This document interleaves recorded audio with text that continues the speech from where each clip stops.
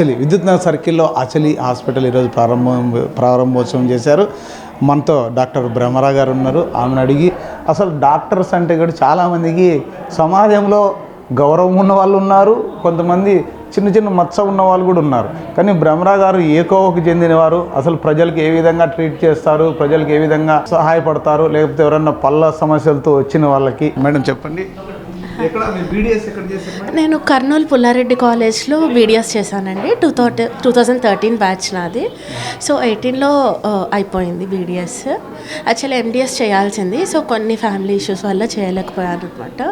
ఇక్కడ అయితే విద్యుత్ నగర్లో ఇప్పుడు డెంటల్ క్లినిక్ అనేది స్టార్ట్ చేశాను. మెయిన్ అన్ని లేటెస్ట్ ఎక్విప్మెంట్స్ తెప్పించాను అనమాట. అంత లేటెస్ట్ డెంటల్ చైర్, పేషెంట్కి ఎటువంటి ఇబ్బంది కలగకుండా ఉండడానికి ఇంపోర్టెడ్ లైట్స్ తెప్పించాను. సో ఐస్లో పడినా కూడా వాళ్ళకేమీ పెద్ద ఇబ్బంది లేకుండా, అండ్ ఎక్స్రే కూడా ఎక్స్రే స్టాండర్డ్స్ అన్నీ వాడి అంత లెడ్ థైరాయిడ్ కాలర్స్ అన్నీ తెప్పించాను. అండ్ స్టెరిలైజేషన్ కూడా అన్ని టాప్ మోస్ట్ ఎక్విప్మెంట్ తెప్పించారనమాట. మనం వాడే డెంటల్ చైర్ కూడా లేటెస్ట్ డెంటల్ చైర్ అది. అందులో ఆటో ఫ్లషింగ్ ఆప్షన్ అని ఉంటుందన్నమాట. సో ఇన్ బిట్వీన్ పేషెంట్స్ మనం ఆటోమేటిక్గా ఒక బటన్ ప్రెస్ చేస్తే మొత్తం లైన్స్ అంతా డిస్ఇన్ఫెక్ట్ అయిపోతాయి.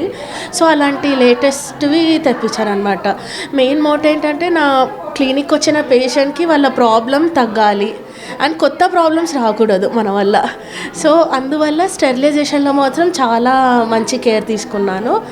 అండ్ మీరు అన్న విషయానికి వస్తే నా ఇదేంటంటే పేషెంట్ వాంటెడ్లో వచ్చి ఏమైనా ట్రీట్మెంట్ చేయమన్నా వాళ్ళకి అవసరం ఉంటేనే చేస్తాను, లేదంటే అసలు చెయ్యరనమాట. నా మోటో అదే, అవసరం ఉంటే ట్రీట్మెంట్ చేయాలి. ఒక 100-200 తక్కువ అయినా కూడా నాకేం ప్రాబ్లం లేదు, బట్ పేషెంట్కి తగ్గిపోతే చాలు. చాలా చాలా థ్యాంక్స్ మేడం. అలాగే మీ దగ్గర అంటే మీరు బీడిఎస్ కొన్ని ఎంబీడిఎస్ కావచ్చు, ఇంకా హయ్యర్ క్వాలిఫైడ్ ఉన్న డాక్టర్లను కావచ్చు, మీ దగ్గరికి పిలిపించి ట్రీట్మెంట్ చేయించే అవకాశం కూడా ఉందా మేడం మన దగ్గర? కన్సల్టెంట్స్ అయితే అన్ని డిపార్ట్మెంట్ కన్సల్టెంట్స్ ఉన్నారండి మనకు. సో ఏదైనా కొంచెం బిగ్గర్ ప్రాబ్లం అయితే within half an hour లోపే మనకు కన్సల్టెంట్స్ వస్తారు. వచ్చి all types of dental treatments will be done here. మీకు ఎలాంటి పళ్ళ ప్రాబ్లం వచ్చినా, చిగుళ్ళ ప్రాబ్లమ్స్ వచ్చినా, లేదా ఏమైనా యాక్సిడెంట్ అయ్యి దవడలు ఎముకలు అలా విరిగిపోయినా కూడా అన్నిటికీ ట్రీట్మెంట్స్ అయితే మన దగ్గర అవుతాయి. అండ్ చాలామందికి తెలియని విషయం ఏంటంటే ఎప్పుడైనా యాక్సిడెంట్ అయ్యి మనకు పన్ను ఊడిపోతుంది. సో స్పాట్లో పన్ను ఊడిపోయినప్పుడు మీరు ఒక 3 hours లోపు ఆ పన్ను తీసుకొచ్చారంటే అది ఆటోమేటిక్గా అదే ప్లేస్లోనే ఫిక్స్ చేసేయచ్చు. సో చూడండి, ఇది నాకు కూడా తెలియదు. చాలామంది యాక్సిడెంట్ అయ్యి వెంబడే పళ్ళు ఇరిగిపోతాయి, లేకపోతే పళ్ళు ఊడిపోయి పక్కన పడతాయి. 3 గంటల లోపు, ఎందుకంటే అనంతపురం ఏ మూల ఏ యాక్సిడెంట్ జరిగినా వితిన్ 2 hours చేర్చుకోవచ్చు.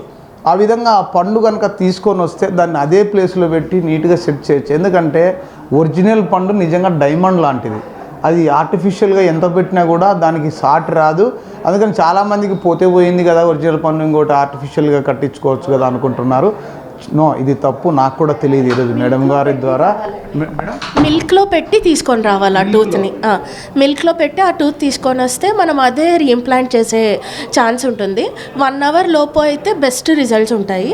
3 hours 6 hours లోపు కూడా చేయొచ్చు, బట్ 100% బెస్ట్ రిజల్ట్స్ ఉంటాయి. మన ఐస్ వద్దండి, మనకు నార్మల్గా మౌత్లోని pHకి దగ్గరగా ఉండాలన్నమాట. సో మిల్క్లో పెట్టి తీసుకొని వస్తే best.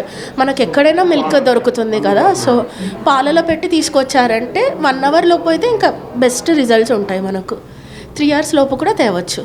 Thank you so much. చూశారు కదా, డాక్టర్ గారు అందరి మాదిరి కాదు. అవసరమైతే ట్రీట్ చేస్తాను, అనవసరంగా చేయను. ఇలాంటి డాక్టర్స్ ఎంతోమంది మన అనంతపురంలో వచ్చి ప్రజలకు నిజంగా దగ్గర అయ్యి ట్రీట్మెంట్ కూడా అధునాతనమైన టెక్నాలజీతో ఇప్పుడు మనం చూసాం. ఎక్విప్మెంట్స్ అన్నీ కూడా ప్రతి ఒక్కటి కూడా ఇంపార్టెంట్ తీసుకొచ్చారు. అలాగే ఈ విద్యుత్ నగర్ సర్కిల్ కావచ్చు, ఇటున్న స్లమ్ ఏరియాలు కావచ్చు, ఏరియా అంతటికి కూడా ఇక్కడ ఇంత పెద్ద క్లినిక్ లేదు. అదే డెంటల్ క్లినిక్, హాస్పిటల్స్ ఉన్నాయి, కానీ ఇది నిజంగా ఈ విద్యుత్ నగర్ సర్కిల్తో పాటు ఇక్కడ ఉన్న ఈ ఏరియాలందరూ కూడా ఒక వరం అనే చెప్పాలి.